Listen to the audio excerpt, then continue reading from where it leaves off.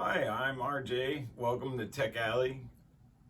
I'm your tech ally to help answer questions about technology and people and how we get along. Sometimes better than others. Okay, today we have some great questions from the Patreons and clients out there, and as well some follow-up questions from people who've been watching. Thank you guys out there for supporting this channel and being a friend and a partner to people over the technology, if you can believe this from a YouTube video. Anyway, thanks again to everybody that's supporting the channel in Patreon, and if you need any kind of personalized service, I'm available. And I think my company can help you kind of bring sanity back into your computer world. So let's get started. Ernie in California wrote in. He asked if he should be upgrading his operating system and what kind of considerations he should be having, since the software that he's using is telling him he needs a newer operating system to run it. And so Ernie, for you and some other clients who've written in about this kind of question, when is it good to upgrade an operating system?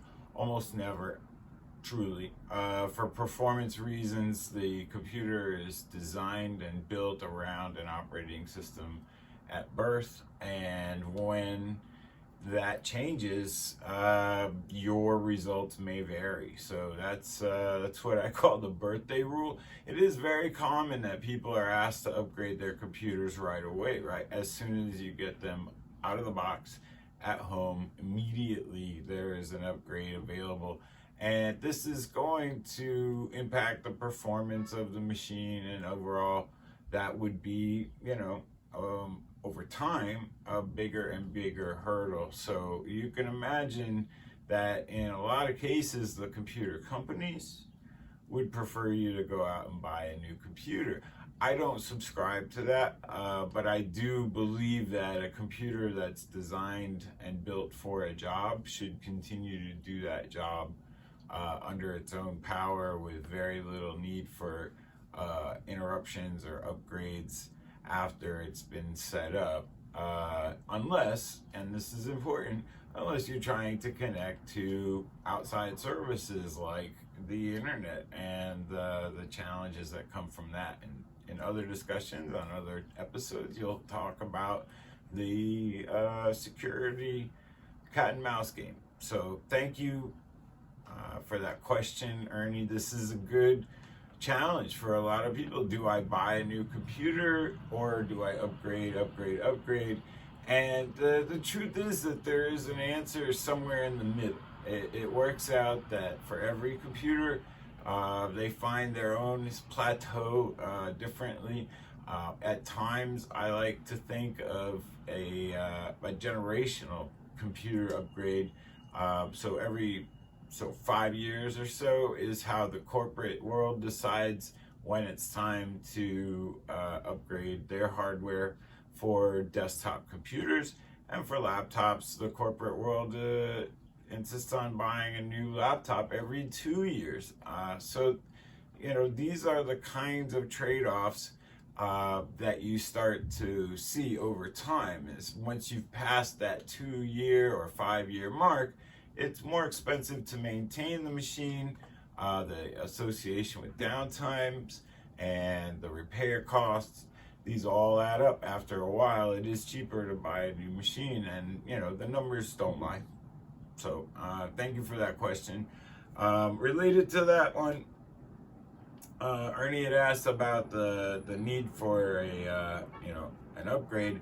I'd say before you do any upgrade, you should have a backup fully, so that you can go back to the previous state before the attempt was made. And that's a really interesting segue into the question that we got from Larry, and that is, do you need automatic backups? And the honest answer to that is no. You need mindful understanding of backups, and then once you've backed up, you can decide how often or how necessary it is to renew that state of being backed up in order to be current.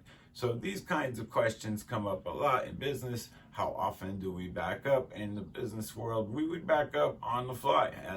As you're typing, we're backing it up. In the Google accounts, your actions are recorded in live real time, so that should your internet connection be cut off, it'll have you backed up or saved to the last thing that you typed in most cases.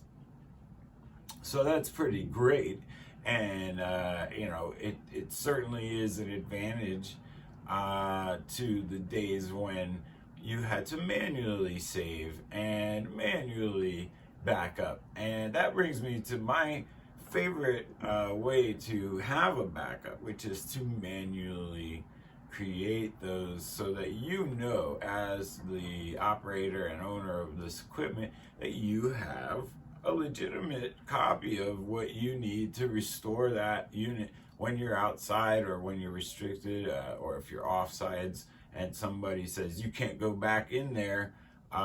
Maybe there's reasons that businesses aren't able to operate in their previous location. So setting up that operation outside is very important. And that brings up the point, and I think it's important to mention when you're talking about backups, that you're not fully backed up until you bring that copy off site. And then when it's designed to be restarting your business from outside the company's property, you would be backed up at that moment. Anything less is not real and is compromisable. And so that would be a pretty clear point. That, Larry, how often do you need to do the backups?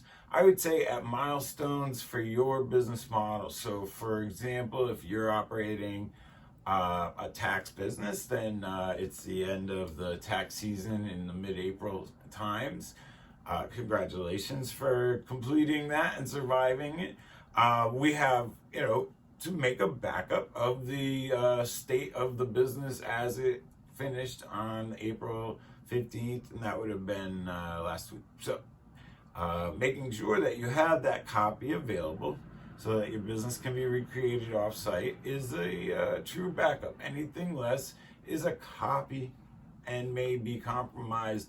Automatic backups are not so great because they can be infiltrated, and if you're backing up an already compromised unit, that can lead to odd results as well. So thank you, Larry, for those questions. I really do want to talk about some philosophical things more, but the questions keep coming in, and I think these are great to help you and anybody else that has these problems to get a quick answer right away. So I appreciate your asking, and if you guys out there in YouTube land or elsewhere in Videoville want to ask a question, please ask below what is bothering you today.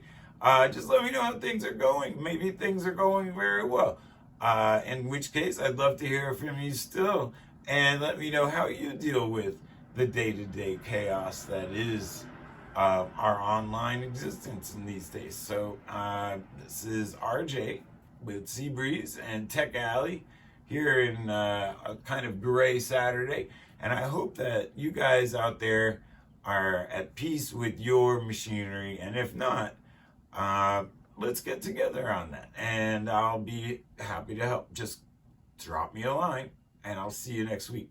Thanks.